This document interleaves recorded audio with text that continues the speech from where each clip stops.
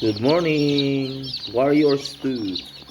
Ayan po, binigyan ko po sila ng wet feeding.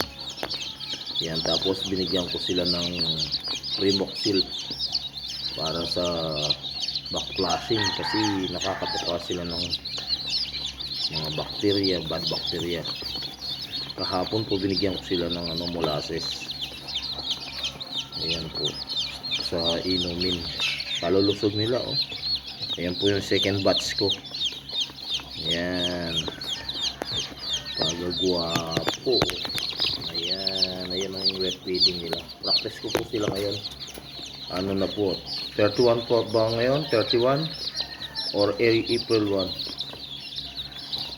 Ano na sila ngayon? 22. 10 days. Oo, 10 days na sila. It's their 10 days today. Ayan. Kalulusog.